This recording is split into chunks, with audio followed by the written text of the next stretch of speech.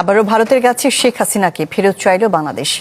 আজ দিল্লিতে ভারতের নিরাপত্তা উপদেষ্টা অজিত দোভালের সাথে বৈঠকে তাকে বিচারের মুখোমুখি করার জন্য ফেরত চান বাংলাদেশের নিরাপত্তা উপদেষ্টা ডক্টর খলিলুর রহমান। এ সময় তিনি অজিত দোভালকে বাংলাদেশ সফরের আমন্ত্রণ জানান। ও তো দাবি করছিল যে ওটা হ্যাক হয়েছে, তা হ্যাক হওয়ার জিনিস কি এতদিন থাকে? সবাই হ্যাক হয়ে যায় ভাই, সাধারণ মানুষের ফোন হ্যাক হয়, দেখছেন?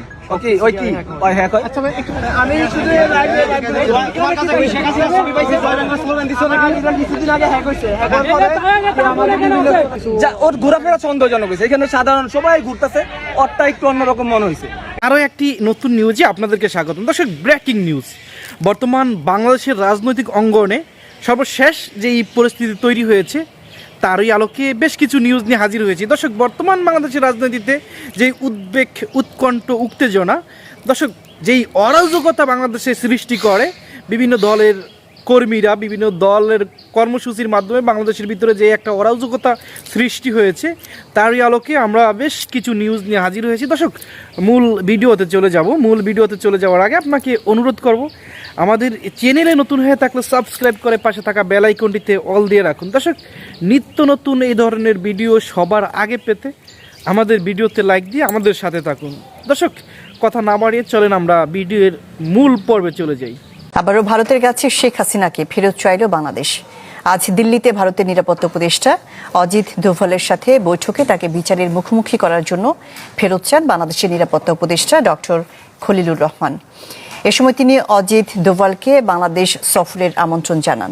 ইতোমধ্যেই দিল্লিতে বাংলাদেশ হাই কমিশনে হাসিনাকে পুনরায় ফেরত চেয়ে কূটনৈতিক পত্র পাঠানো হয়েছে।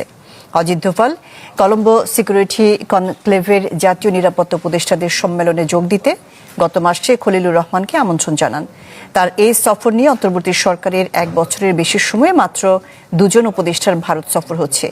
এর আগে এ বছরের ফেব্রুয়ারিতে ইন্ডিয়া এনার্জি উইকে অংশ নিতে জ্বালানি উপদেষ্টা মোহাম্মদ ফাউজুল কবির খান ভারতে সফরে যান।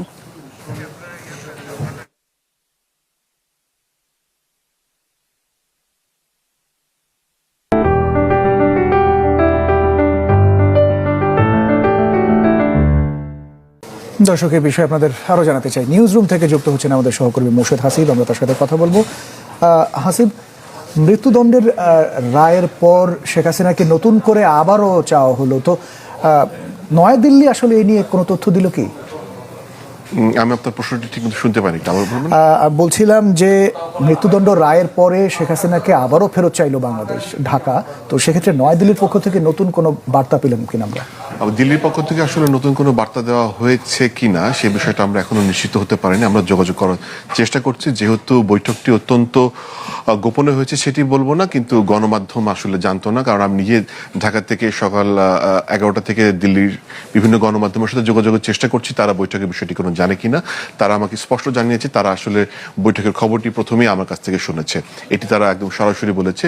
দ্বিতীয় যে বিষয়টি সেটা হচ্ছে, যেহেতু এই বৈঠকটি আজকে হবে, সকাল 11টা হওয়ার কথা, ফলে অনুষ্ঠান কিন্তু কালকে সকাল থেকে দুপুর পর্যন্ত হয়ে ডক্টর খলিল ফেরত আসবে, এবং আজকে শুধুমাত্র এই বৈঠকের জন্যই ডক্টর খলিলুর রহমান অজিত দোভালের আমন্ত্রণে একদিন আগে দিল্লিতে পৌঁছেছেন, এবং সেটা আসলে খুবই টাইট লিপস বলা হয়ে থাকে ডিপ্লোম্যাটিক ভাষায়, যে সবাই অনেকটা মুখ বন্ধ রেখেছে। আসলে কেন মুখ বন্ধ রেখেছে সেটির কোনো সদুত্তর পররাষ্ট্র মন্ত্রণালয় থেকে পাওয়া যায়নি, কিংবা ডক্টর খলিলের সাথে নিজেও আমি যোগাযোগ করেছি, সেটি পাওয়া যায়নি। তবে ডেফিনেটলি যেহেতু রায় হয়েছে এবং সেন্সিটিভ একটি সময়, স্পর্শকাতরের সময়, তাদের এই সফর সবকিছু মিলে নানান ধরনের আলোচনা হতে পারে, এবং সেই আলোচনা নানান ধরনের দিকে ডালপালা মেলতে পারে বলে অনেকে দাবি করছে, তাই আসলে মুখ বন্ধ। হয়তো বা সকাল থেকে নিয়মিত যোগাযোগ করার কারণেই কিন্তু আমরা এই মাত্র 3 থেকে 4 লাইনের যে প্রেস রিলিজটি, সেই প্রেস রিলিজটি দেখতে পেয়েছি, যেখানে বলা হয়েছে ডক্টর খলিল অজিত দোভালের আমন্ত্রণে দিল্লি গিয়েছেন কলম্বো সিকিউরিটি কনক্লেভে, যেটি আসলে নিয়মিত